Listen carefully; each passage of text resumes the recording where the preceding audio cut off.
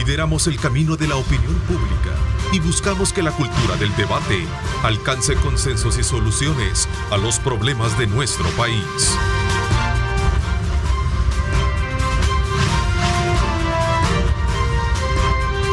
Diálogo con Ernesto López. Son las 6 de la mañana con 31 minutos, 6 con 31 minutos. Qué placer enorme estar con ustedes en esta mañana de día lunes, como siempre. Agradecemos a Dios Todopoderoso por darnos ese privilegio de poder ingresar hasta la intimidad de sus hogares. Gracias por acompañarse, esperamos que hayan disfrutado al máximo el fin de semana, que hayan departido con toda la familia y por supuesto también ahora vamos con esa energía que caracteriza mucho a los salvadoreños para salir adelante con todos los retos, con todos nuestros planes y proyectos que se nos presenten. Recuerde colocar a Dios en el centro de sus actividades. Esta mañana queremos hacer una lectura del trabajo legislativo desde la posición que juega la diputada Claudia Ortiz del partido Vamos y con quien vamos a hacer valoraciones relacionadas también con la coyuntura nacional. Bienvenida, Claudia, gracias por acompañarnos. Hola, Ernesto, muy buenos días, feliz inicio de semana a la población salvadoreña, gracias por tenernos acá en tu programa, iniciando pues nuestra semana con el quehacer legislativo y coyuntura.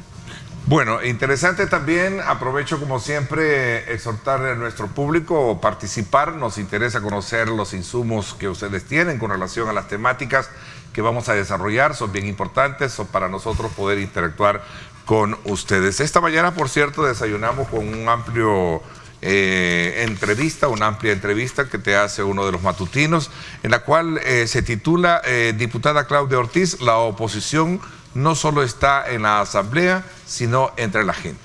¿Qué quieres decir con eso? Bueno, es una excelente pregunta, Ernesto. Cuando hablamos de, por decirlo, oposición, ¿verdad? Pero realmente lo que debemos estar pensando es a quién hay que escuchar. Hay una frase que a mí me gusta que dice: tener a alguien en contra es bueno para pensar. En una democracia, y la Constitución lo dice, el sistema político es pluralista.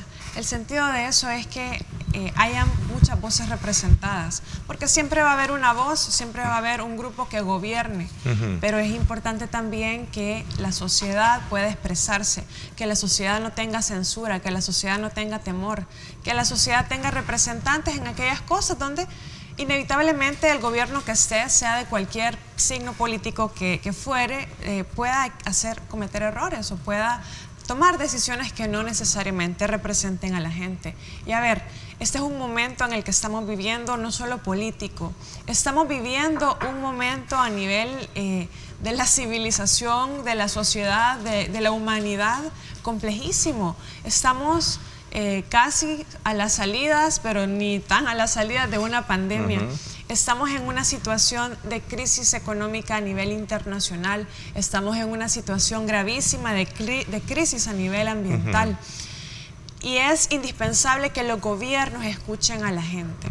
Miren, ante la situación económica que tenemos, por ejemplo, es lo que quiero decir, la oposición no solo está en la asamblea, ya sabemos que en la asamblea vemos alrededor de 14 diputados de oposición, pero nuestro rol es uno en la asamblea, pero no solamente es tratar de decir aquellas cosas que se están haciendo de manera inadecuada o cuando se abren espacios a la corrupción o se hacen censuras a los medios de comunicación o hay leyes que pueden quitarle derechos a la gente. Ese es un rol que hacemos adentro de la asamblea, pero afuera de la asamblea hay cosas importantísimas que escuchar. Hay problemas gravísimos que la población está enfrentando en cuanto a sus derechos, los derechos de sus familias, el día a día, la comida del día a día. Cada vez cuesta más, cada mes cuesta más llevar el pan a la mesa. Y entonces ahí es donde tenemos que escuchar a la gente. Y bueno, ahí creo que es importante, como lo que se menciona en esta entrevista que aparece este día, es justamente una de las políticas económicas más importantes, la que ha hecho una apuesta a la actual administración, ha sido, por ejemplo, hacer del Bitcoin una moneda de curso legal. ¿A quién le ha beneficiado eso? ¿A quién le ha beneficiado el Bitcoin? A los inversionistas que son entusiastas del Bitcoin y que quieren que se les quiten impuestos para venir a instalarse en El Salvador o comprar inmuebles con Bitcoin. O a la gente. ¿A quién le ha beneficiado? A la persona que antes compraba 10 tomates por el dólar y ahora compra 6 tomates por el dólar y esperemos que no lleguemos a comprar 4 tomates por el dólar porque va a estar bien complicado, ¿verdad? Sabemos que la inflación no es culpa del gobierno, pero es su responsabilidad. Y ahí es donde es necesario escuchar a la gente. ¿Qué hemos hecho, por ejemplo? ¿Cuál ha sido ese rol de oposición constructiva, propositiva, crítica, pero profesional y ética? Bueno, escuchar. Por eso hemos hecho propuestas como quitar el IVA a la canasta básica, ponerle 0%. ¿Cuál ha sido la propuesta de la actual administración? Quitarle impuestos a los inversionistas del Bitcoin. Nosotros hemos estado proponiendo, hemos estado escuchando, por ejemplo, a sectores como las trabajadoras de la maquila, como los sectores de las trabajadoras que bordan en su domicilio, que es un sector sumamente explotado.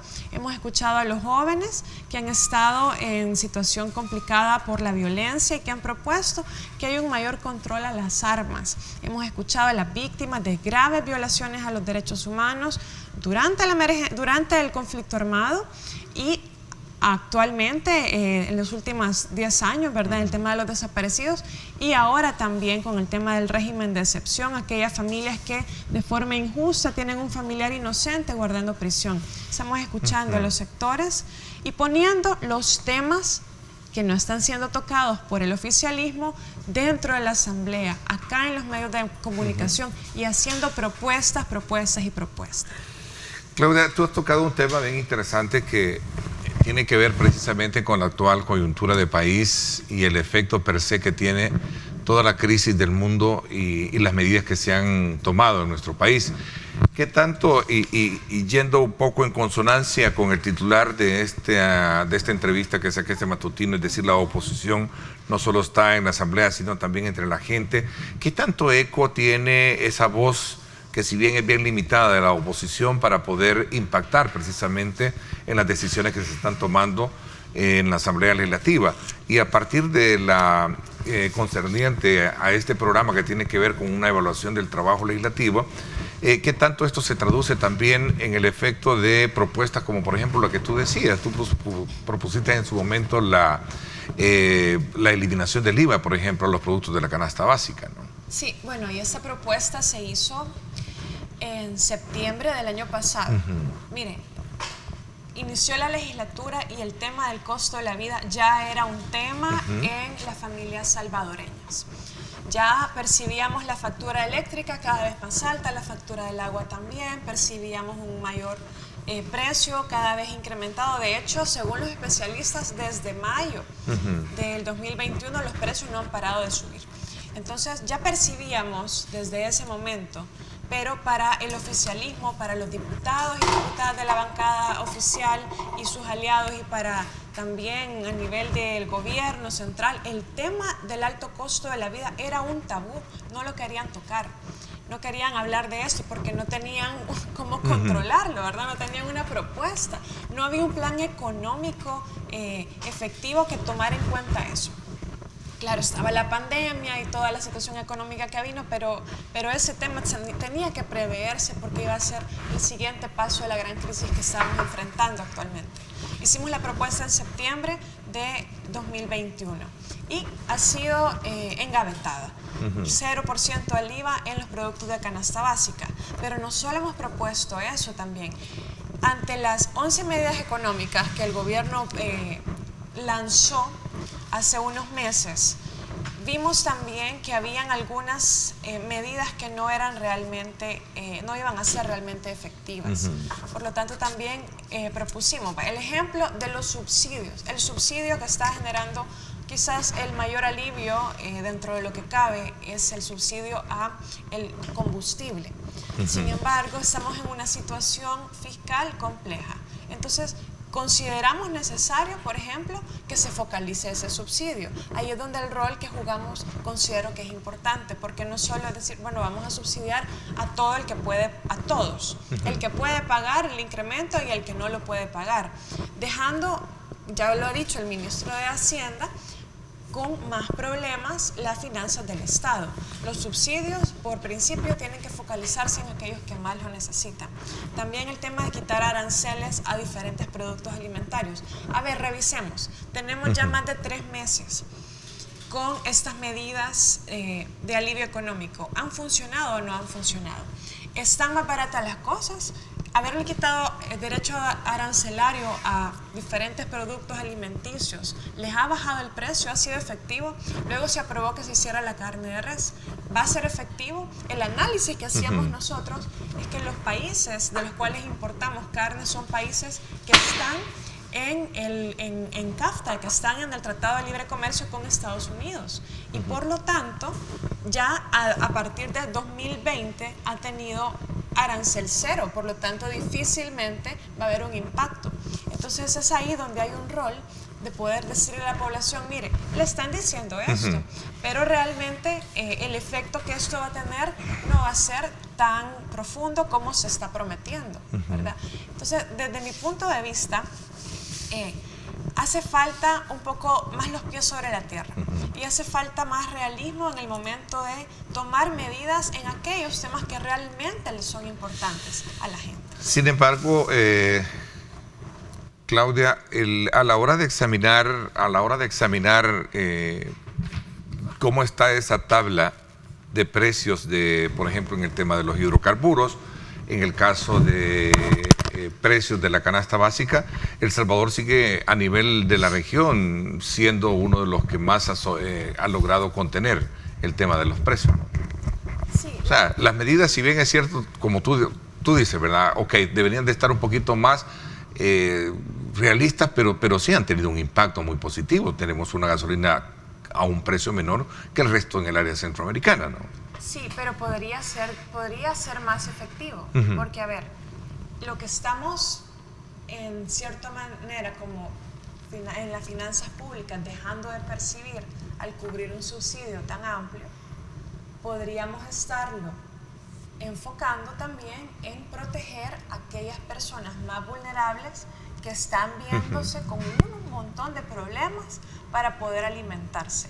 La gente ya no se está alimentando como antes, ¿verdad? Ya cuesta más comprar huevos, que es la proteína principal.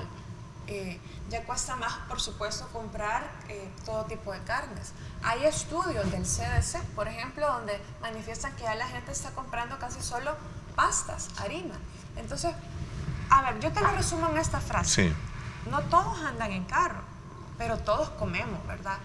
Es decir, la mayor cantidad de gente necesita apoyo para lo más básico, que es la alimentación. Y es ahí donde va nuestra propuesta. Y a ver, esta es una propuesta. La idea es que se analice, porque aquí viene el problema profundo a nivel político, que no se analizan propuestas que no vengan del oficialismo. Entonces, hay una falta de enriquecimiento de las ideas que podemos discutir y de las soluciones que le podríamos ofrecer como funcionarios al país.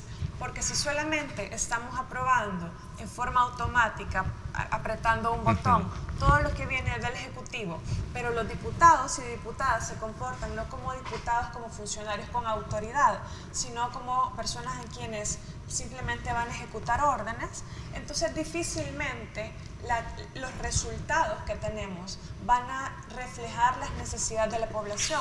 Por eso el rol, como te decía al inicio, es escuchar a la gente y poder traducir esa escucha en propuestas que van a estar planteadas en la Asamblea Legislativa de manera seria y de manera democrática. Por eso te decía cuáles son esos márgenes que existen de análisis, de discusión a propuestas como la que tú hacías. Y por cierto, en esta entrevista tú haces mención en cuanto al papel o al rol de los partidos políticos ya de cara a lo que podría esperarse de aquí al 2024, aunque sea demasiado prematuro, pero yo creo que es un tema que también subyace la parte de trabajo que tiene que ver con el que recoger el sentimiento de las personas, de la población, para ser plasmadas en una propuesta, ¿no? Exactamente, y justamente esa es la labor de todo político. A ver, los diputados estamos, obviamente, en primer lugar, quizás lo más conocido es para hacer leyes y aprobarlas.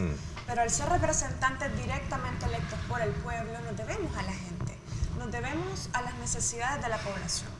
Y necesitamos enriquecernos de todas esas demandas que la sociedad está impulsando, que la sociedad necesita. Entonces, los partidos políticos, tal vez en el pasado, pues muchos partidos políticos cayeron en esa situación de creer que pueden gobernar sin contar con la gente, sin contar con la sociedad, sin contar con las organizaciones. Yo creo que estamos en un momento actual, y tú hablas de, bueno, qué es lo que viene en las próximas elecciones. Ya lo hemos dicho. Lo ha dicho el partido Vamos, lo he dicho como diputada, lo hemos hablado en diferentes momentos, foros.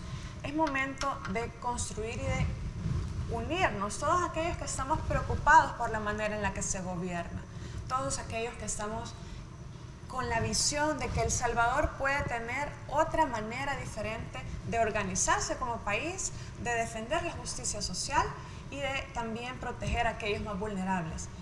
Unámonos, dialoguemos, construyamos un proyecto alternativo de país, un plan para El Salvador que pueda asumir la responsabilidad de llevar El Salvador hacia otro nivel de desarrollo.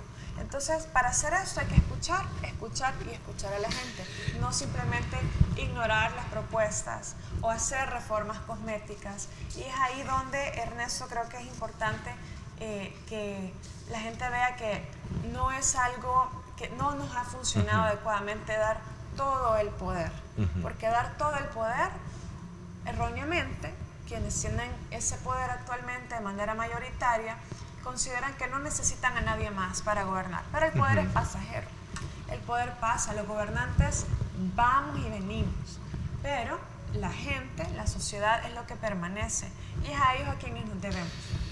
Sin embargo, hay un elemento que, por cierto, tú también lo abordas en esta... Sí, ahí está, recogido. Que tú lo abordas a propósito en esta entrevista que fue coincidencia con la convocatoria que habíamos coincidido contigo y acordado para estar acá en el presente, y coincidió con también con esta entrevista que publica este matutino. Sí. Tú hablas acerca de un tema también, o te refieres al tema relacionado con el régimen de excepción, el cual lo coloco desde el punto de vista también comparativo con lo que tú dices. Bueno, realmente el actual gobierno, en términos muy concretos, ha sido una de las acciones más acertadas, y que lo publican encuestas como de la Universidad Francisco Gavidia, de la UCA, que ponderan muy bien el tema del régimen de excepción desde el punto de vista de darle respuesta a lo que en el pasado gobiernos anteriores no habían tenido. ¿Cuál es tu valoración al respecto? Bueno, yo he dicho en diferentes ocasiones, el régimen de excepción, que es un decreto que se aprueba, se renueva cada mes, no viene solito. El régimen de excepción viene acompañado de un hermanito gemelo feo que nadie conoce. El hermanito gemelo feo del régimen de excepción es siempre y cada mes que se renueva un decreto que le dice o que autoriza que el órgano ejecutivo y ahora la fiscalía puedan hacer compras públicas o dar contratos sin pasar por un concurso público, sin pasar por un mecanismo que garantice la transparencia, y que vamos a poder comprar cualquier cantidad de insumos o hacer contrataciones sin pasar por mecanismos que nos ayuden a asegurar que no se le está dando esos contratos a ningún chero, amigo, o que se esté dando con precios elevados, más de los que realmente cuestan. Entonces, para empezar, con ese mal compañerito que trae el régimen de excepción, ya es algo que nos hace levantar algunas alarmas, ¿verdad? Y cuando vienen mis colegas del oficialismo y dicen, y vamos a extender esto hasta que sea necesario, entonces yo ya me pongo a dudar de si este hasta que sea necesario no es hasta que logremos esos objetivos quizás económicos, ¿verdad? De intereses, de a quién le beneficia esto. A ver, ¿Tú no ves positivo el régimen de excepción desde el punto de vista que se ha logrado, digamos, impactar directamente en aquellas estructuras delictivas que tenían mucho arraigo en el pasado? Antes de darle paso al hermanito feo, como tú le llamas, ¿verdad? Bueno, porque me gustaría. El hermanito feo es importante, ¿verdad? Sí, claro. Pero también, pues, es importante decir que no es la única ley que se ha aprobado, en esos términos. Tenemos la ley de construcción de cárceles, la ley de construcción del Tren del Pacífico, la ley de construcción del aeropuerto y algunas otras que se han aprobado recientemente, que es el mismo esquema. Yo no sé si esto ya es sospechoso, Ernesto, o esto nos levanta las alarmas a la población. El hecho de decir que cada vez que aprobamos una ley para un proyecto importante y que se anuncia de que es lo mejor para la población y se generan quizás efectos importantes, pero al mismo tiempo vienen leyes que nos dicen, miren, el Estado, el Ejecutivo, la Fiscalía, etcétera, no van a tener que hacer ningún concurso público, van a poder decidir directamente a quién le van a dar esos contratos y de cuántos son esos contratos. A saber, ¿y a quién se lo dieron? No podemos preguntar porque es prohibido, está en reserva. Si no, yo reto pues a los funcionarios que nos digan a quién le han dado el contrato de construcción del megacentro penitenciario, ¿verdad? Donde van a meter a todas las personas, ya sea con responsabilidad penal o sin responsabilidad, porque hay gente inocente. Yo creo que cualquier persona que me está viendo conoce varios casos de personas inocentes que han sido detenidas, que han sido llevadas en este régimen de excepción. Es que yo no estoy en contra de que tengamos seguridad, que la gente se tranquila en sus comunidades. Es que así debe de ser, pero no a costa de que se lleven al hijo de la vecina. Me voy a sentir que lo he visto crecer y que sé que es un muchacho decente, trabajador, ¿verdad? O el hijo de mi hermana o el hijo de quien sea yo, ¿verdad?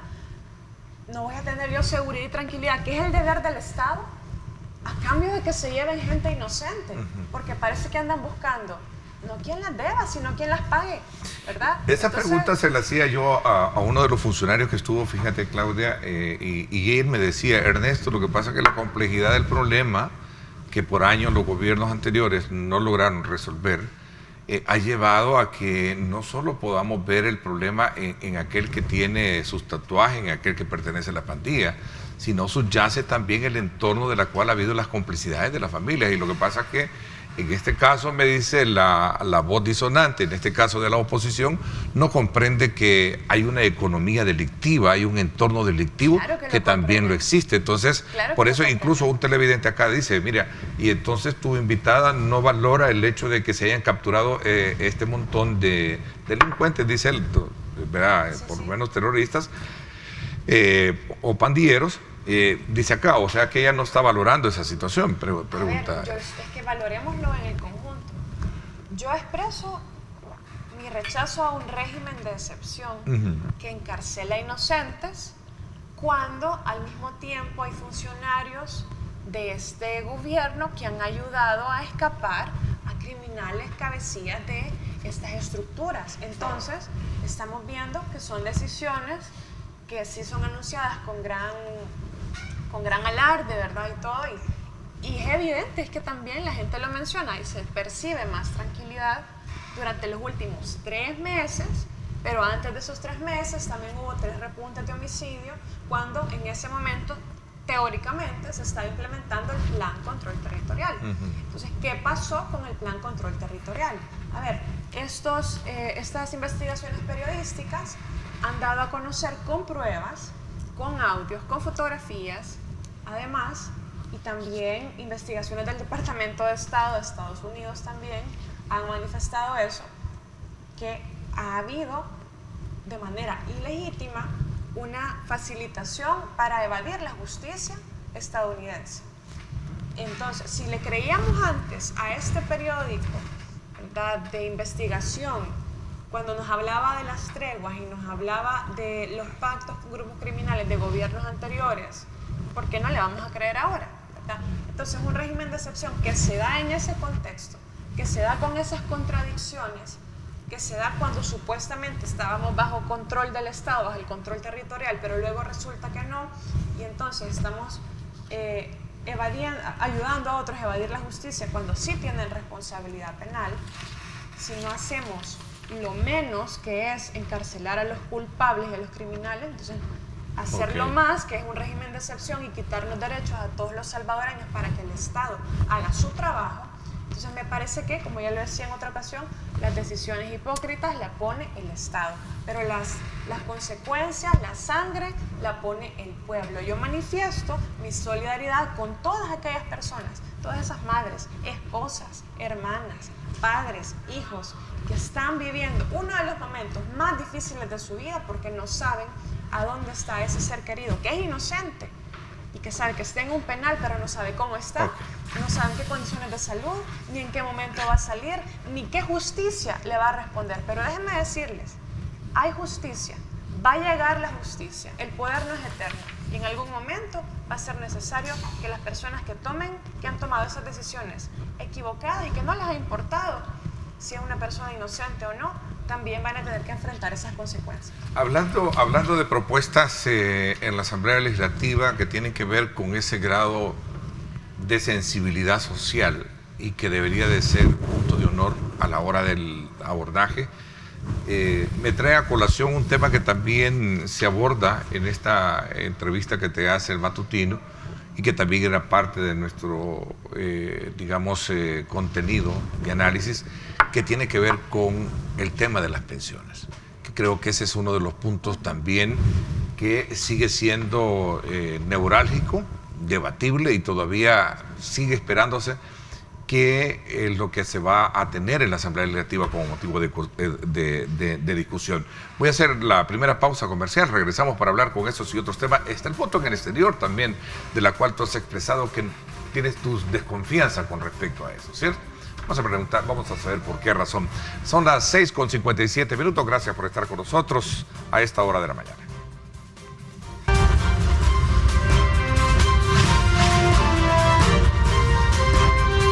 Diálogo con Ernesto López.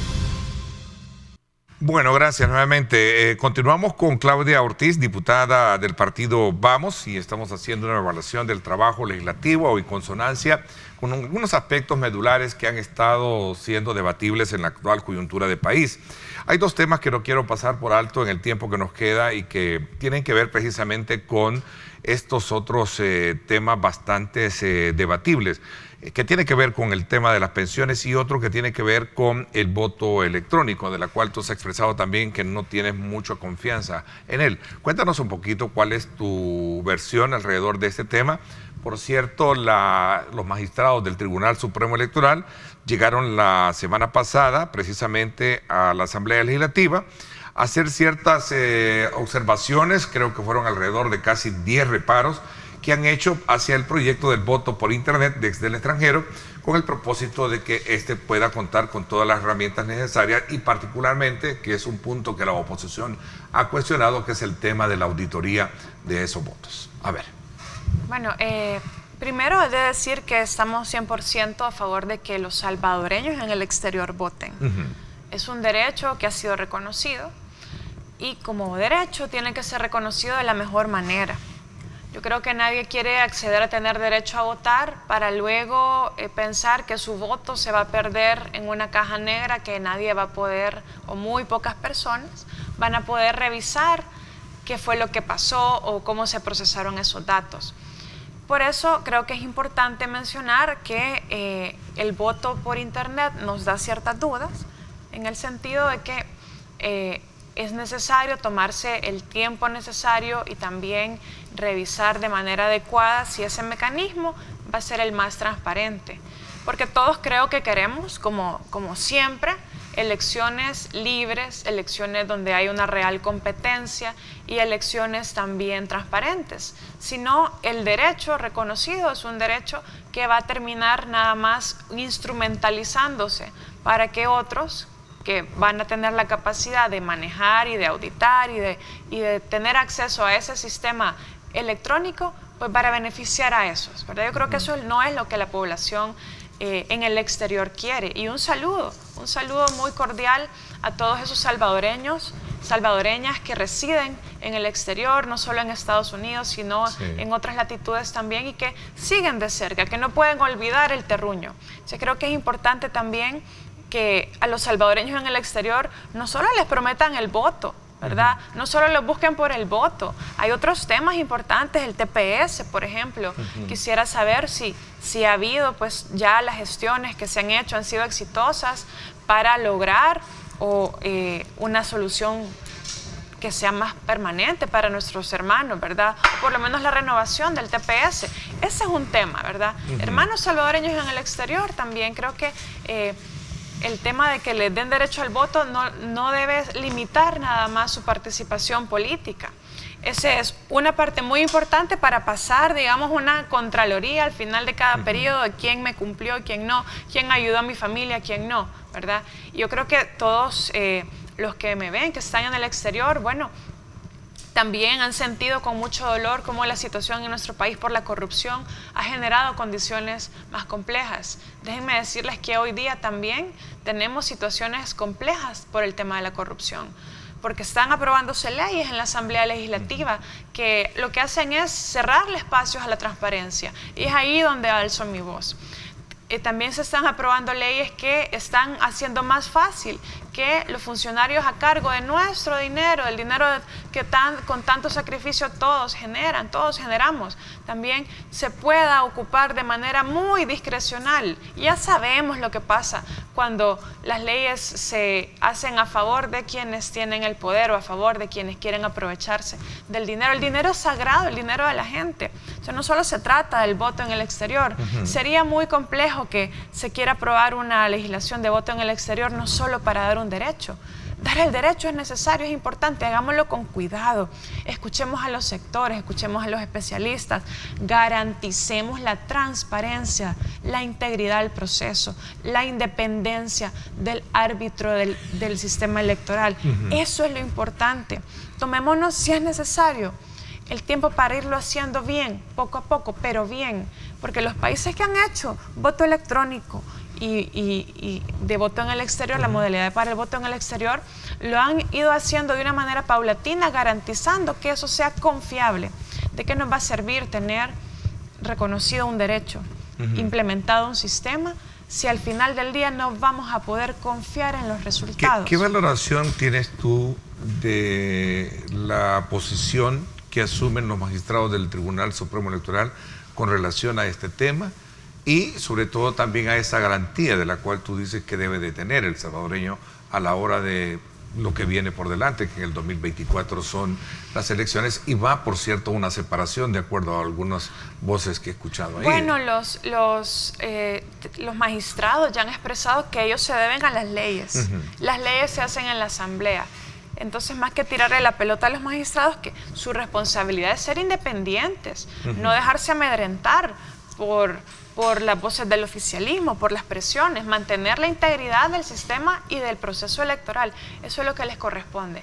Pero yo creo que la pelota está en la Asamblea Legislativa. La pelota está ahí y como somos representantes directos del pueblo, el pueblo debe hacer presión. Los salvadoreños que están en el exterior deben hacer presión también para que el voto en el exterior no responda a los intereses nada más del partido que está en el gobierno.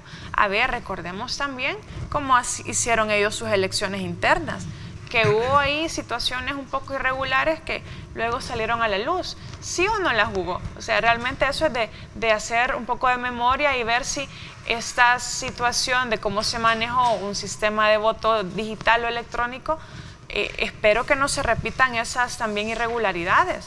Estamos jugándonos algo muy serio que es la integridad del sistema electoral y la capacidad, sobre todo, del pueblo salvadoreño y de los hermanos en el exterior que ahora quieren participar, de poder pasar factura a aquellos gobernantes, a aquellos diputados, a aquellos alcaldes, incluso a la presidencia de la República, que no ha cumplido sus expectativas, que no ha cumplido sus promesas y que ha caído en algunas situaciones también que tanto denunciaba de los gobernantes pasados. Aquí tengo una pregunta que tiene que ver con el tema de lo que hacía hincapié yo, sobre la sensibilidad que tiene el tema de las pensiones. Sí. Me preguntan acá, diputada, ¿cuál es la postura y cuál es sobre todo, aquí lo que es un poquito largo el comentario, dice, pero ¿cuáles cree que ustedes son los motivos por los cuales no se ha presentado la propuesta, sabiendo de que se propuso, que se prometió hacerlo lo más pronto posible? ¿Cuál es su valoración con ese tema? Pregunta. Bueno, yo estaría especulando, ¿verdad? Estaría especulando. Pero primero voy a dejar sentada mi postura. El tema de las pensiones es un tema en el que lastimosamente en El Salvador nunca hemos tenido un sistema sostenible ni justo. Entonces, el sistema de pensiones que se merecen los salvadoreños y que debemos construir, no sé si lo va a hacer esta administración, pero el que debemos construir es un sistema justo y sostenible en el tiempo. Justo, que responda a las necesidades de la dignidad humana, que no hayan pensiones de hambre, que las personas puedan retirarse tranquilamente sabiendo que con ese ingreso que va a quedarles en su ancianidad van a poder vivir dignamente y que se van a poder retirar en el momento adecuado para dar espacio a las nuevas generaciones. Justo también es que las nuevas generaciones, aunque estén pagando las pensiones de los anteriores, pero que no estén hipotecadas, digamos, que las nuevas generaciones también no queden con mayores problemas para darle a las generaciones de ese momento una situación más llevadera. Hay solidaridad en el sistema, pero no un abuso entre generaciones. Eso hay que cuidarlo también. Y sostenible en el tiempo, es decir, que el Estado, sobre todo ese ha sido uno de los problemas principales, que el Estado no eche mano de las pensiones, porque es uno de los fondos más importantes que se tienen a nivel de bolsón de dinero, ¿verdad? Y en un momento donde el Estado tiene pocos recursos, una situación fiscal complicada, culpa de las administraciones anteriores, pero esta no se queda atrás también en su forma irresponsable de administrar el dinero de todos nosotros. Entonces, cuando se echa mano de esas pensiones, se vuelve deuda pública y ya no es sostenible el sistema porque está amarrado a las finanzas públicas de una manera muy estrecha. ¿Cuál debe ser el proceso? Yo no te puedo decir cómo debe ser el sistema de pensiones. Eso es algo que tenemos que construir como sociedad. Eso es algo que tenemos que construir en un diálogo abierto, transparente, democrático, no a puertas cerradas en casa presidencial. ¿No tiene con una todos propuesta los tu sectores. partido, Claudia? Mire, Ernesto. O algunos insumos en la parte medular. Propuestas, más allá que del partido. El partido tuvo unas propuestas durante la campaña. Su servidor también hizo unas propuestas, ¿verdad? Pero a ver, este es un tema que no va a resolver un solo partido, no va a resolver solo un presidente. Este es un tema donde deben participar los sindicatos. Todos los sindicatos, no solo los que son invitados, ¿verdad?, a puertas cerradas en Casa Presidencial. Todos los sindicatos, todas las representaciones, la empresa privada también. Debe participar la academia, porque es que propuestas hay, Ernesto. Propuestas hay hasta la saciedad para mejorar el sistema de pensiones. Pero no se quieren escuchar las propuestas de quienes han analizado el tema a profundidad y con esa visión de justicia social. Hay que también hacer un diálogo que sea público, porque eso nos afecta a todos. Mire, afecta al que está pensionado, afecta al que se va a pensionar, afecta al que no está cotizando porque está en el sector no formal de la economía. Esto nos afecta a todos, es un tema de país y necesitamos un plan que en el corto, mediano y largo plazo vayamos aspirando cada vez a un estado mejor de seguridad previsional. Entonces creo que es importante que en el diálogo se incluyan a todos los sectores. Si no se ha enviado la famosa propuesta, por algo será, quizás están viendo si va a alcanzar el dinero o no para terminar el año, para empezar el otro, para los 800 de eurobonos, no lo sé. Ahí pregúntenle a quienes están encargados de ese tema por qué no lo han presentado. Ahí nos tienen esperando, pero yo creo que mientras nos tengan esperando, la sociedad y los interesados debemos dialogar alrededor de este tema para también construir una propuesta que sea también un aporte a aquello que desde quien nos gobierna van a querer también proponer a la sociedad. Ojalá en este tema no cometan el mismo error de cerrarse a la gente, porque cerrarse a la gente, cerrarse a las críticas constructivas, los pone en una posición de cometer errores en el pasado, en el futuro y tener que corregir más adelante la plana. Hablando de las discusiones de estos temas neurálgicos en la Asamblea Legislativa, tú has sido consecuente con algunos, como también has sido, digamos, crítica de otras iniciativas, ¿no? Por ejemplo, en una de las leyes que tienen que ver con Crecer Juntos, por ejemplo, tú diste voto a diferencia de, creo que el FMLN no lo dio, fue el único partido, ¿no? Bueno, decía, consecuentes con uno y también reacia con otro, ¿no? Para que vean que no me opongo a todo. ¿Verdad? O sea, no te opones a todo por el hecho de que mire, yo no me opongo por oponerme, es que eso es ilógico. Estamos ahí para construir país, ¿verdad? Oponerse a todo en automático es como lo que hacen mis colegas, es votar a favor a todo en automático. Es casi, sería lo mismo. Y no es así. La gente que me sigue en redes sociales puede ver que luego de cada plenaria hago un razonamiento público de cada uno de mis votos y les digo, voté a favor por esto, voté en contra por esto, voté abstención por esto. Hay criterios que hemos elaborado con mi equipo para hacer cada una de esas votaciones, porque al final se reduce a 3 opciones, a favor, en contra o abstención. pero obviamente valoramos cuando hay una situación, cuando hay una propuesta, un proyecto de ley, que en una balanza ponemos, bueno, esto está generando más derechos, esto está actualizando la institucionalidad, esto, ¿verdad?, está tratando de generar un esquema diferente de protección a la niñez, y la niñez, la primera infancia, es un tema donde creo que es una apuesta correcta, una apuesta necesaria que hay que hacer. Pero ahora, la ley es una parte, la ley Crecer Juntos, que es una actualización de la LEPINA. Pero ahora, la pregunta es cómo vamos a pagar esos derechos si no hay en estos momentos finanzas públicas sanas, no hay un plan para sanearlas, para estar menos endeudados, y tampoco vemos más responsabilidad en el uso y transparencia de los fondos públicos. Ahí están las prioridades, lo hemos aprobado. La ley de Crecer Juntos, la niñez es prioridad absoluta. Démosle prioridad absoluta a la niñez, no al Bitcoin, no a la publicidad, no a otras cosas que no lo son. Claudia, el tiempo se me fue, pero...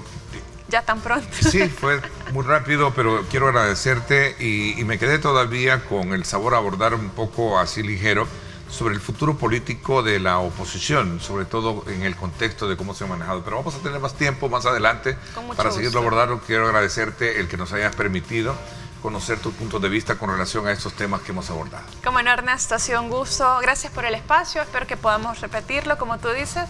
Y pues desearle bendiciones a la población salvadoreña en este inicio de semana. Adelante con el esfuerzo, que Dios recompensa a todos los esfuerzos que hagamos para nuestra familia y nuestro país. Así es, en efecto, nos vamos a la pausa y cuando regresemos vamos a conversar con el presidente de ANDA. Este fin de semana hubo mucha actividad también en cuanto a la inauguración de obras. Vamos a hablar con él acerca de esos y otros proyectos que tienen que ver con la sostenibilidad y la sustentabilidad de ese vital líquido que obviamente necesitamos como personas. Vamos a la pausa y regresamos con más.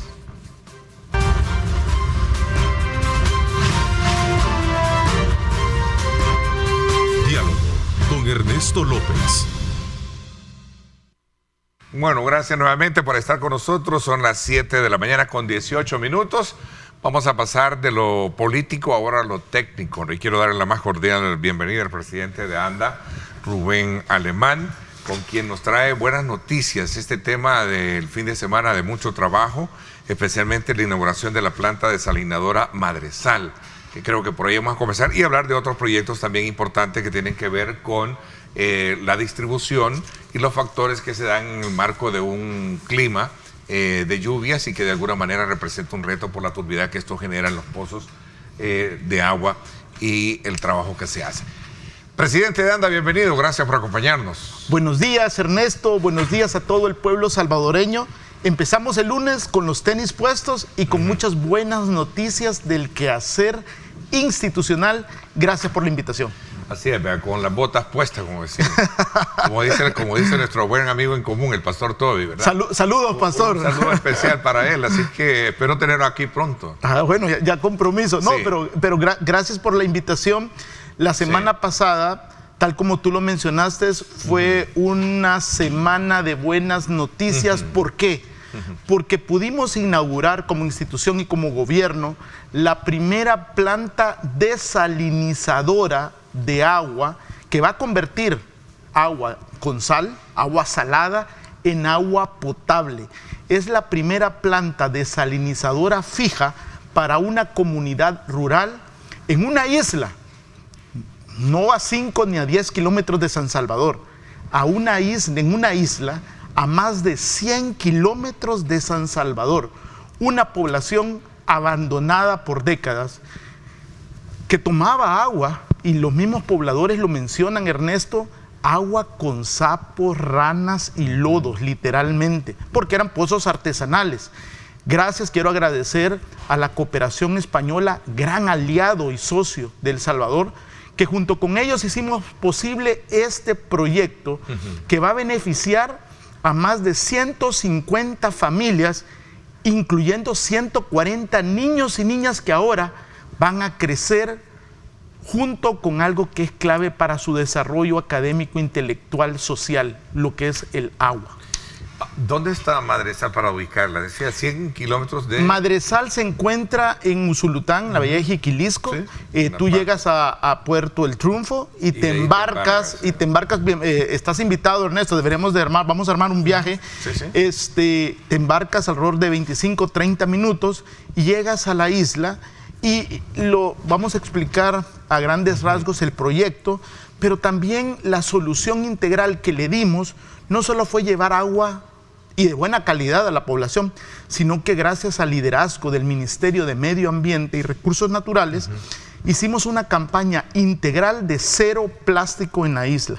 Y aquí yo quiero agradecer de verdad a los héroes de la PNC, a la gente de la comunidad que se motivó para limpiar esa isla. ¿Por qué? Me preguntarán. Porque como lo que existía, son pozos artesanales, la gente para beber compraba agua en plástico, en botellas o compraba aguas. Tenía que gastar más. Exacto. Me imagino que no es barata. Y correcto. Sobre todo en condiciones en las que se encuentran ellos ahí. Ernesto, y literalmente la isla estaba cubierta de una alfombra de bolsas plásticas. Increíble, las primeras veces que fuimos. Creo que como anda, no nos vamos a quedar acá, vamos a apadrinar a esta isla. Creo que va a ser un referente a nivel nacional, porque hemos buscado una solución que es integral, que no solo se trata con llevarles agua. Y si tú me permites rápidamente, por favor, ¿de qué se trata esta planta desalinizadora? Bueno, mira, empecemos con mi materia prima, que es la producción, que es agua salada, agua con sal. Entonces nos tocó perforar alrededor de 5 metros y encontramos una capa muy superficial de agua dulce. Tuvimos que romper esa barrera porque mi demanda era bastante. Entonces, aquí el primer desafío que tuvimos en una isla rodeada de mar fue pusimos una rejilla que me permitía captar toda esa arenilla que tenemos. Y no solo tenemos un pozo, tenemos 2 pozos que actúan de manera alterna. Después de esto, el otro desafío que encontramos es que además de que es un agua que presenta una salinidad alrededor de 15.000, 20.000 partes por millón, el agua tenía hierro y manganeso, imagínate. Entonces pusimos un filtro de arena que permite remover esos materiales. El hierro y manganeso lo que hace es que el agua se vuelva de un color rojizo. Entonces teníamos que removerlo. Y después entra en un proceso que se conoce como ósmosis inversa. Es este que tenemos correcto. En el plasma para que describirlo correcto. mejor, porque fíjate, Rubén, a mí esto me trae el recuerdo de lo que hace muchos años se decía, Israel convertirse en la primera nación de convertir agua potable del mar. Claro, entonces, claro. Me trae mucho al corazón. Esta es una mini clase de biología. Sí, parece mentira, pero convertir en agua potable el agua salada es cosa de milagro. No, mira, bueno. Especialmente para... entonces lo vamos a tratar de explicar en términos muy sencillos. Sí, y tomando de referencia a esto. Correcto. Entonces, mira, tenemos la extracción, que ya lo expliqué, que son los 2 pozos, el pretratamiento, que en el pretratamiento el desafío que te comentaba era quitar la rejilla, la arenilla y hierro y manganeso, y después viene ese proceso físico-químico, que es el corazón de esta planta desalinizadora. Es un proceso que se conoce como ósmosis inversa. ¿Y de qué se trata eso? Bueno, mira, la ósmosis inversa funciona con una cosa que es elemental y es con presión. Entonces yo al agua le meto una presión alta y las partículas viajan de una mayor concentración a una menor concentración a través de una membrana semipermeable. ¿Qué es lo que hace? Que el agua pasa, las sales quedan en el otro lado, equilibrio las concentraciones, y en la salmuera, por decirlo así, se regresa al mar, por supuesto con una menor concentración que el mar mismo. Y después que esa agua sin sales pasa a través de esa membrana y aquí le adicionamos algunos polímeros, finalmente le ponemos cloro residual antes de un tanque de almacenamiento que almacena alrededor de 110 barriles, y subsecuentemente viaja el agua a través de mi red de distribución para que los pobladores puedan abrir sus chorros. ¿Por qué el proceso, creo, Ernesto, que es bien importante? El proceso es automatizado, tenemos 2 operadores y aquí lo importante es la sostenibilidad, porque si lo inauguramos, ya está funcionando, sí, pero el reto va a ser en 2, 3 meses, 1 año, 2 años, que el proyecto siga y que el proceso esté funcionando. Entonces, ¿cuáles son los factores que pueden adversar esto? Bueno, mira, uno, creo que hemos entrenado a gente local de la isla. Para que cuiden, vean que esa obra a ellos les conviene mantenerla vigente. Correcto. 2, importante, hemos empoderado a la mujer. Una de nuestras operadoras de la isla es una mujer. Y yo creo que eso es muy importante. Es también lugareña. 3, hacer conciencia social con la comunidad que tienen que cuidar el agua, porque ¿cuántos años ellos han pasado tomando un agua que no era apta para consumo humano? Ahora tienen ese privilegio, tienen esa bendición y hay que cuidar el recurso. Esa agua no es para lavar el techo, no es para lavar las puertas. Entonces hay que usar el uso racional, que algunas veces nosotros acá en la capital, y lo hemos visto muchas veces, Ernesto, usamos mal uso del recurso. Pero también, además de eso, es el manejo integral de los desechos sólidos, de los plásticos. Porque si tú estás en una isla, ¿para dónde va a ir todo ese plástico? Va a ir al océano. Entonces creo que eso es muy importante, pero también nos pudimos dar cuenta que con la introducción, llevándoles agua a la comunidad, tú vas a tener cobeneficios. ¿Y de qué cobeneficios estoy hablando? Bueno, turismo, emprendedores, comercios. Las personas pueden vender sus productos, pueden cocinar y vender. Y eso lo pudimos ver el día de la inauguración. Creo que... ¿Cuántos habitantes hay ahí? 150 familias, alrededor de 600. Estás hablando de 600. Sí, alrededor de 600. Que se estarían beneficiando con Correcto. ¿Hay energía eléctrica o es solar? ¿Cómo se mantiene? Hay energía eléctrica. Hay energía eléctrica. Eso está por San Dionisio, estaba viendo la ubicación. Usulután, en el sector, sí. Sí, exacto. Tenés la Pirraya, una isla a pocos... Son islotes que están ahí. Correcto, muy adyacentes. millas náuticas, pero esto es un proyecto pequeña, mediana escala que fácilmente puede ser replicable. Eso voy. Es el primero de mucho que puede ser, porque así en esa condición como están ellos están muchos. Claro. Entonces creo que hay interés de la comunidad internacional de conocer el proyecto, de ver la factibilidad, y de hecho vamos a hacer viajes escalonados para que puedan ir a conocer y primero Dios se pueda replicar este proyecto en la zona costera. Al final del día, Ernesto, creo que hemos marcado un antes y un después, y eso es súper importante, porque todas estas familias décadas olvidadas y que ya se habían acostumbrado, para ellos tomar agua de una puntera o de un pozo artesanal, para ellos era normal, independientemente de las condiciones físico-químicas y bacteriológicas que el agua contenía. Entonces, ¿qué hemos asegurado? Y es muy importante este mensaje. ¿Qué hemos asegurado como gobierno? Hemos asegurado la inocuidad del líquido. Hemos asegurado llevarles algo que por años ellos no lo tenían, y creo que esa es la instrucción que nos pidió el presidente Bukele, dar ese salto de calidad y que la población sea y seguirá siendo el centro de todas nuestras prioridades. A ver, lo importante, como tú decías, tiene un valor agregado esto, Rubén, en cuanto a no solo el hecho de ya contar con, lo están viendo ustedes en cámara, el acceso a un agua potable, sino también los valores agregados que esto deja, el desarrollo de la ayuda a muchas familias y sobre todo al medio ambiente. Claro. Creo que es importante. Si antes consumían mucho plástico, agua en plástico, ahora creo que va a ser mínimo lo que van a encontrar. Exacto. Y esperamos que se mantengan. Vamos a estar personalmente, vamos a estar haciendo visitas mensuales y no vamos a quitar el dedo del renglón. Ok, vamos a la pausa, regresamos con otros temas también. La dotación de maquinaria pesada a cuadrillas de ANDA, hoy en el contexto de la época de lluvia, ¿verdad? que Perfecto. también representa un gran desafío. Claro, ¿cierto? ese es un tema muy importante asociado con la variabilidad climática y cómo blindarnos climáticamente. ¿Cómo estamos haciendo eso como institución? Y con gusto podemos compartir Ok. lo que estamos haciendo. Vamos a la pausa y regresamos con más. Gracias por estar con nosotros.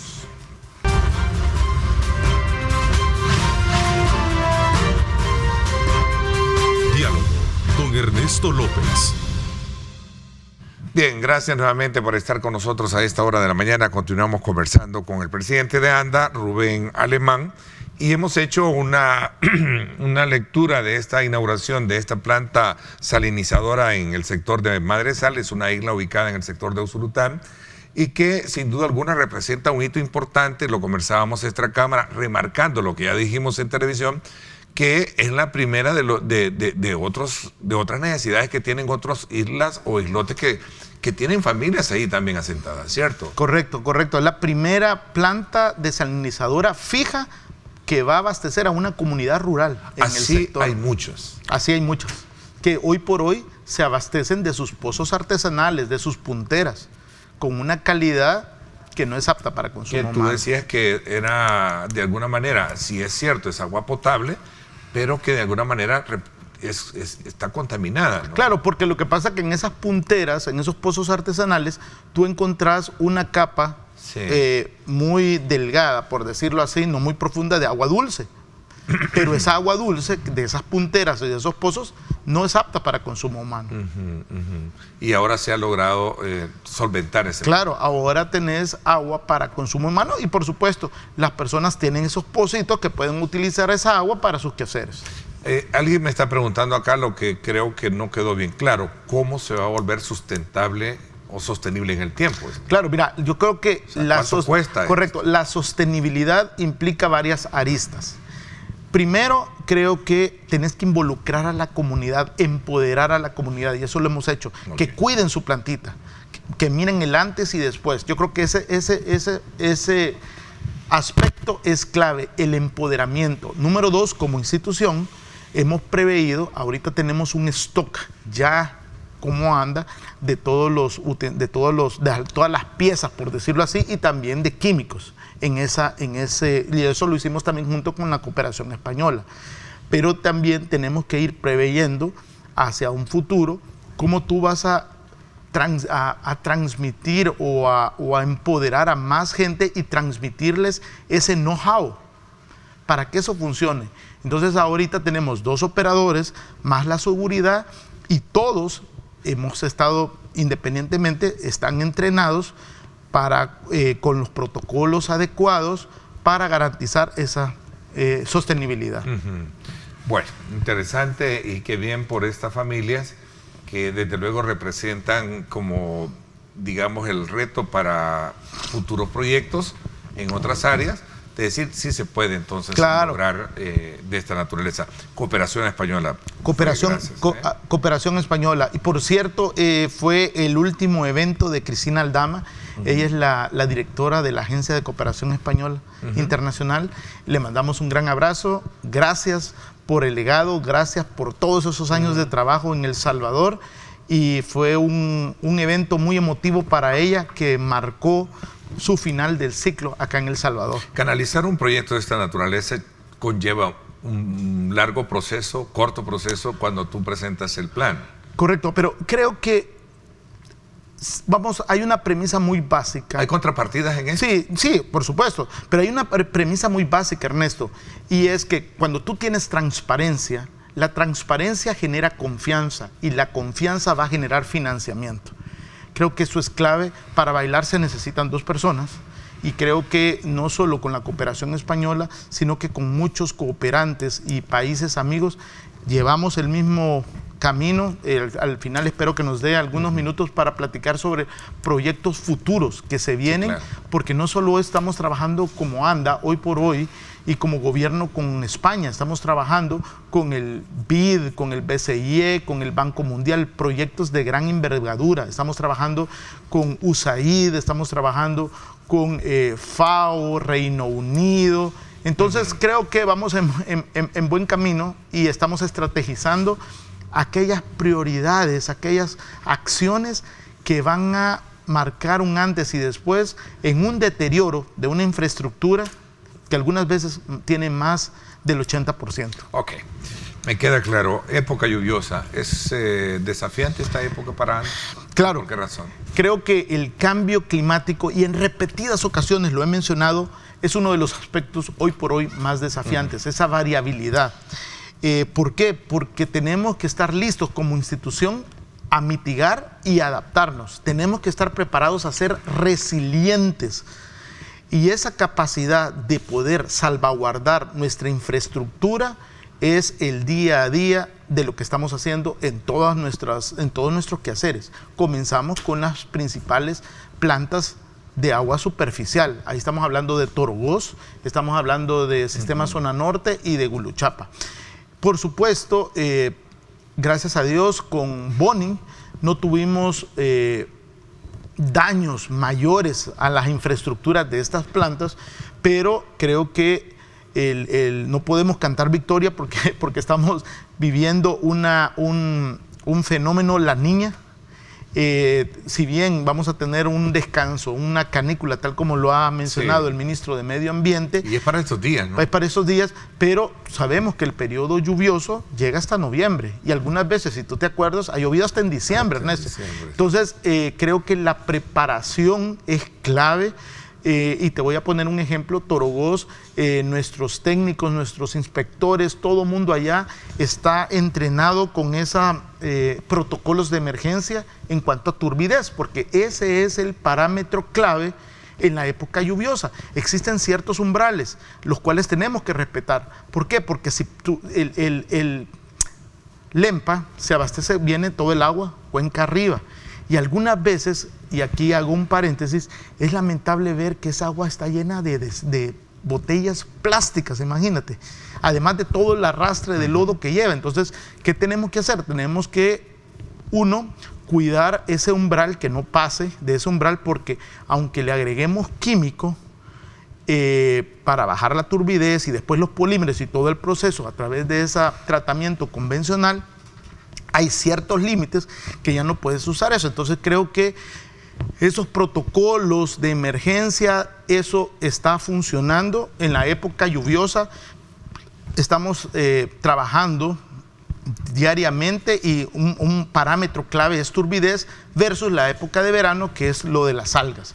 Ahora, en San Salvador tenemos a todas nuestras cuadrillas listas, nuestros cazafugas, nuestra gente de aterrado y compactado y nuestra gente de saneamiento. El problema más frecuente, Ernesto, que se nos ha dado es que nuestros colectores de aguas negras también ya han llegado a su punto de saturación. ¿Y por qué lo digo? Porque en la capital hemos descubierto que las aguas lluvias están conectadas a las aguas negras, algo que no debería ser así, debería de ser dos conexiones diferentes. Entonces eso hace que la saturación sobrepase y, por supuesto, aquí tenés tanto acueducto como alcantarillado, tenés una vida útil de esta red de distribución que ya dio su vida útil, ya venció. Es más, durante la emergencia que tuvimos, nos fuimos a la colonia Costa Rica, a Los Lencas en la calle Turrialba, y pudimos ver, observar, y pudimos supervisar de viva mano una tubería de más de 50 años de asbesto cemento, que como que era cartón. Y eso yo lo digo con propiedad porque yo viví ahí. Entonces, no sé, ahí está, mira eso. Entonces, no te aguanto un buen... Correcto. Y esa es agua potable, imagínate. Esa es agua potable. Entonces, la reacción inmediata que tuvimos, quiero reconocer a todo el equipo porque de verdad fue una reacción inmediata. Pero esos son los problemas diarios que hoy por hoy estamos enfrentando. Y de verdad, las disculpas a la población, pero creo que una foto habla más que 1000 palabras y ustedes pueden ver y observar el deterioro y la falta de interés y de visión que se tuvo por cambiar esto. Ahora estamos acá, hay que segmentar, el trabajo no va a ser fácil, pero creo que estos son los esfuerzos que se están haciendo para ir cerrando esa brecha que aún nos queda. Ahora, ha complicado, bueno, de hecho ha complicado el tema de la distribución de agua. Claro, porque lo que pasa es que cuando tú tienes una fuga o una ruptura de gran magnitud, tienes que parar el servicio. Te obliga a cerrar zonas. Exacto, entonces la gente está preguntando, mire, hoy no tengo agua por 2 días, 3 días. Entonces estamos monitoreando, avisándoles a las personas, y aun cuando se repara, hay un proceso de rehabilitación y de llenado, por decirlo así, para que el proceso y todo el agua pueda llegar otra vez. Entonces, ¿y el agua, la turbidez del agua se está controlando? Porque había ciertas demandas, quejas, que estaba llegando demasiada turbia.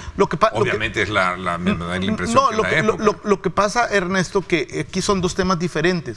Cuando tú tienes alguna reparación puntual, como eso que pasó, y que no todo... obviamente te va a llegar entonces, agua así. Algunas veces la succión hace que llegue agua turbia. Entonces lo que se tiene que hacer es como dejar el chorro para que eso se limpie. Pero el otro punto que no tiene nada que ver con esto es con nuestras plantas de agua superficial. La turbidez es un parámetro que mantenemos como para uno de los parámetros de cajón, y el aseguramiento y control de calidad en nuestras plantas se mantiene para preservar la inocuidad del líquido. Julio Flores nos escribe desde Santiago de María. Pregunta, Ernesto, por favor, ¿por qué ANDA siempre que realiza un trabajo de reparación no dejan las calles en la misma condición? Aquí en Santiago de María, la calle principal de la colonia Guarumal, ANDA la tiene completamente abierta o así, porque los trabajos que han realizado, y ahí dejan mucho, digamos, el mal olor y todo eso, ¿no? Bueno, mira, yo creo que ese es un tema de verdad que hoy por hoy estamos tratando de resolver. La articulación es clave, es el factor común denominador de este gobierno. Nosotros hemos pedido ayuda a Fovial, quien nos está ayudando, al Ministerio de Obras Públicas, porque nuestras cuadrillas también son limitadas. Entonces, de verdad, tenemos un call center, redes sociales, 915, que pueden ustedes ayudarnos a reportar para nosotros poder agilizar dentro de lo posible que el equipo de aterrado y compactado llegue. También, Ernesto, tienes que, aquí, y yo, una noche yo fui, cuando está lloviendo es muy difícil aterrar, compactar y pavimentar. Entonces, creo que las condiciones no habían permitido, pero gracias a Dios nos ha dado esta transición, por decirlo así, para adelantarnos y hacer un poquito de las tareas pendientes que teníamos. A ver, quiero hacer una aclaración o acotación al respecto del comentario que hacía el presidente de ANDA. Cuando él denuncia, o la impresión de él, de que las aguas lluvias están conectadas con las aguas negras, no está hablando de aguas de agua potable, cañería de agua potable. Se lo digo porque aquí hay alguien que está diciendo las aguas negras están conectadas con el agua de tomar. Esto está diciendo, no es así. O sea, por favor, hay que ponerle más atención a las cosas y evitar estar en ese, ¿verdad? Vamos a ver. ¿Cuáles son los proyectos nuevos? Tú decías que vamos a hablar de nuevos proyectos. Claro. Mira, voy a hacer la pausa y regresamos. Y le damos. Gracias. Vamos a la pausa. Gracias por estar con nosotros.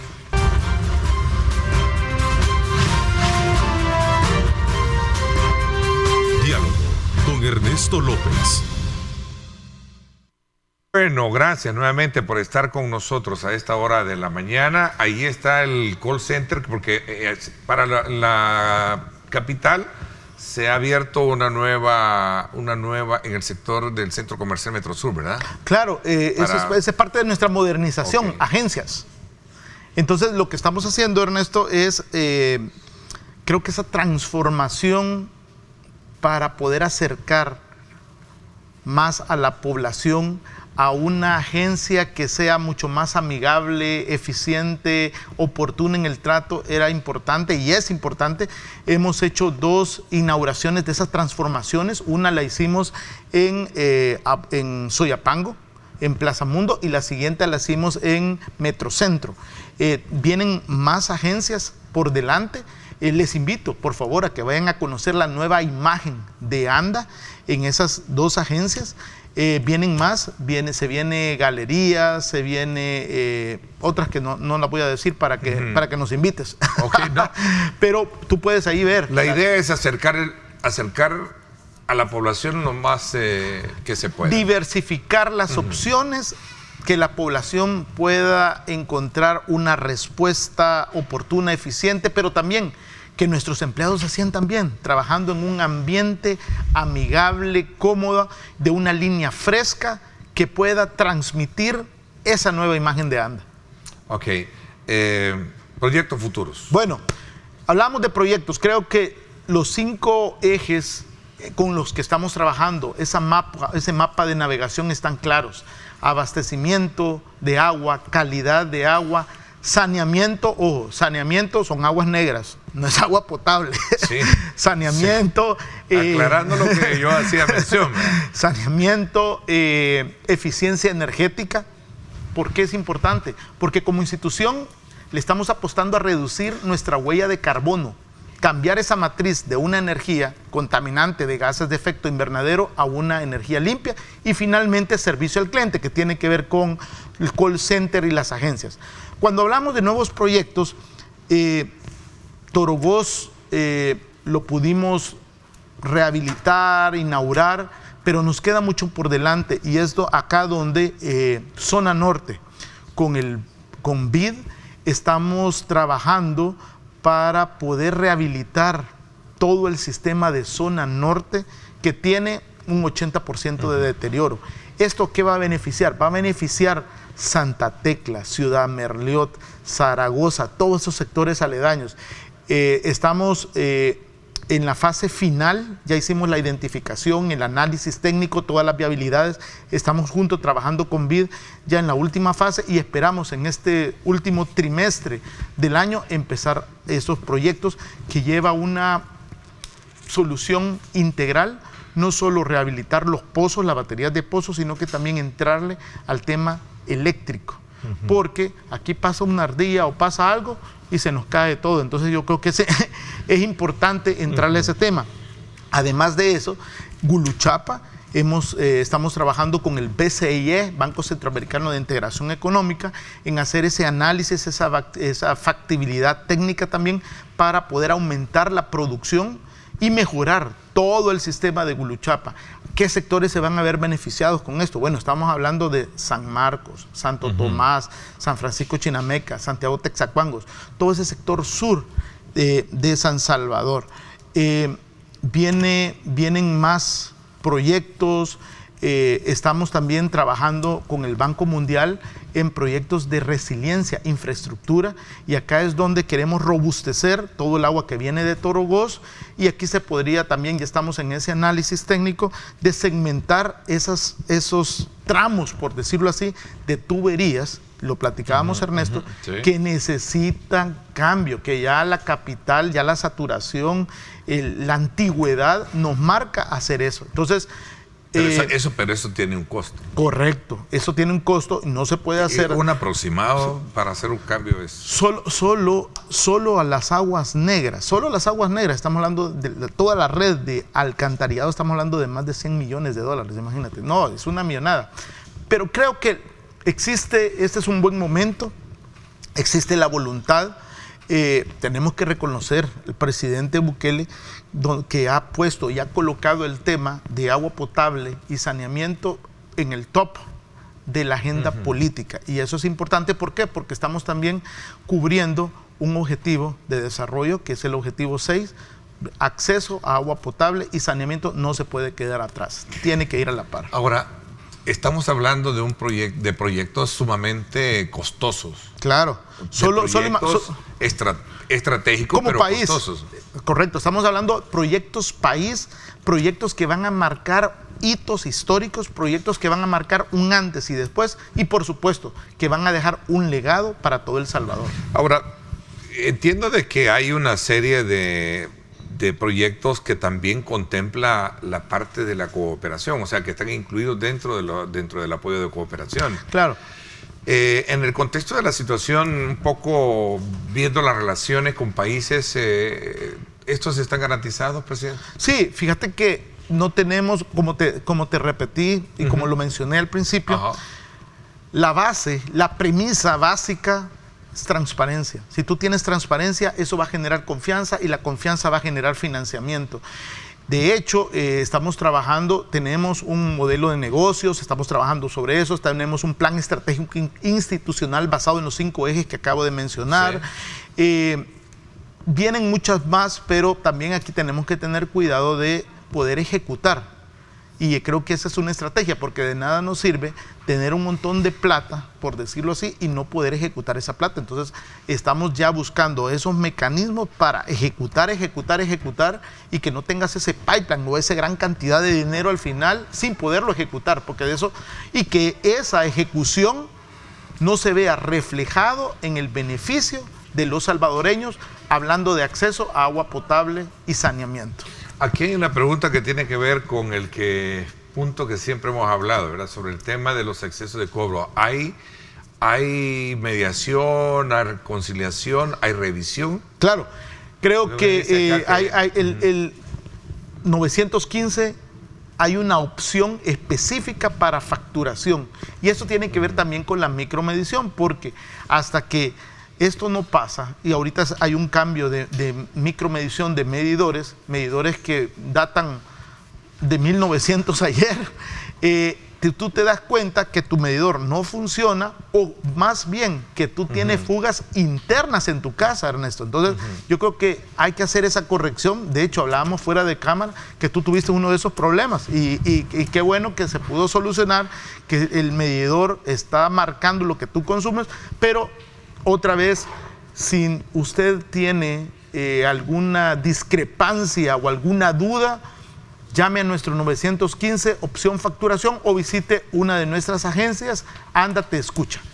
Esa es el canal o el vehículo con que se le puede ayudar. Ok, el tiempo se me fue. Quiero agradecerle, presidente de ANDA, que nos haya acompañado. Sé que hay una serie de proyectos y que por el bien de la ciudadanía, sin duda alguna, estos puedan lograr cumplirse, y sobre todo también para garantizar no solo la distribución, sino la calidad de agua, de la cual con los laboratorios es importante también mantenerlos vigentes, ¿cierto? Estamos trabajando, estamos tratando de cerrar esa brecha. De hecho, ahorita vamos a Popa, donde vamos a inaugurar una obra que va a duplicar la producción de un sector que se abastecía con un caudal limitado.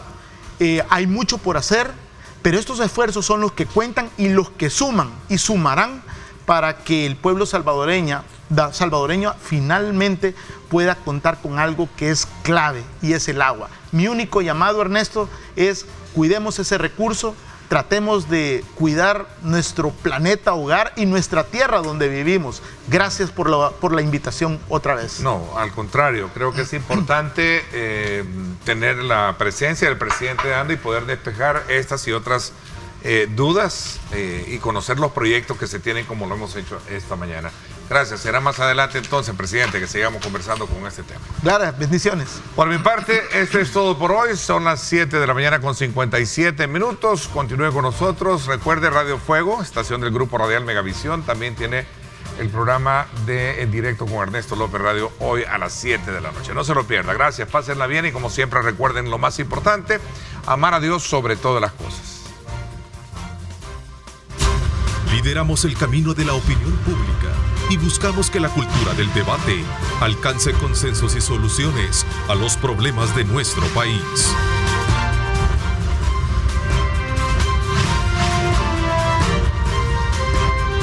Diálogo con Ernesto López.